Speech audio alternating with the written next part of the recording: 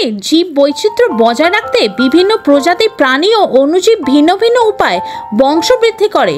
তবে কিছুটা নির্দিষ্ট প্রাণী রয়েছে যাদের পুরুষ সদস্য সন্তান জন্ম দেয়। জানেন তারা কারা? জানলে অবাক হবেন। পুরুষরা এক্ষেত্রে অন্য কোনো অঙ্গ নয়, মুখ দিয়ে সন্তানের জন্ম দেয়। এই প্রক্রিয়াকে বলা হয় মাউথ ব্রুডিং। মূলত কিছু নির্দিষ্ট প্রজাতির মধ্যে এই আচরণ দেখা দেয়। এই পদ্ধতিতে পুরুষ প্রাণী নিষিক্ত ডিম বা লার্ভাকে মুখের ভেতর ধারণ করে পরিপূর্ণভাবে বাচ্চা হয়ে বের হওয়া না পর্যন্ত সে তাদের রক্ষা করে। আসুন এমন 7টি অন্যান্য প্রাণীর বিষয়ে জেনে নেওয়া যাক। জায়ান্ট গুরামি। জায়ান্ট গুরামি এক ধরনের মাছ যা প্রজননের পর পুরুষ মাছটি মুখের মধ্যে ডিম ধরে রাখে। কয়েকদিন ধরে সে এগুলোকে রক্ষা করে এবং যখন বাচ্চাগুলো ফুটে বের হয় তখন জলাশয় ছেড়ে দেয়। Darwin's frog. পুরুষ ডারউইনের গলার ভেতরে বিশেষ থলির মতো গঠন তৈরি করে যেখানে নিষিক্ত ডিম সংকরণ করা হয়। ডিম ফুটে ব্যাঙের ছানা হওয়ার পর পুরুষ ব্যাঙ তাদের মুখ থেকে বের করে দেয়। Mouth brooding সাইক্লেট।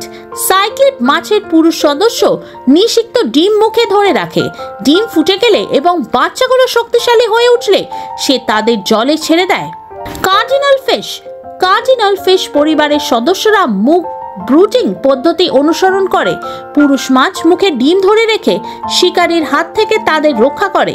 ডিম ফুটে গেলে এবং বাচ্চাগুলি সংরক্ষণ হলে সে তাদের জলে ছেড়ে দেয়। এই প্রক্রিয়া কয়েকদিন বা কয়েক সপ্তাহ পর্যন্ত চলতে পারে। C catfish. সি ক্যাটফিশের পুরুষ সদস্য মুখে নিষিক্ত ডিম ধারণ করে। যখন পর্যন্ত বাচ্চারা নিজেরাই বাঁচতে সক্ষম না হয় ততদিন পর্যন্ত সে তাদের মুখের মধ্যে রাখে। গভীর সমুদ্রে শিকারীর হাত থেকে বাঁচানোর জন্য এটি একটি কার্যকারী কৌশল। C horse. সি হর্সের পুরুষ সদস্য একটি বিশেষ থলি বা থলির মতো অংশে বাচ্চাদের বহন করে। কিছু প্রজাতি যেমন পাইপ ফিশ ও সি ড্রাগন মুখ ব্রুডিং এর মাধ্যমে বংশবৃদ্ধি করে। পুরুষ সদস্য মুখে ডিম ধারণ করে এবং পরিপূর্ণভাবে বিকশিত হলে তাদের মুক্ত করে দেয়। জফিশ। জফিশ পরিবারের সদস্যরা মুখ ব্রুডিং পদ্ধতিতে অনুসরণ করে। পুরুষ মাছ মুখে ডিম ধরে রাখে যাতে পরিবেশগত বিপদ থেকে তাদের রক্ষা করা যায়। পরিপূর্ণ বিকাশের পর সে বাচ্চাদের জলে ছেড়ে দেয়।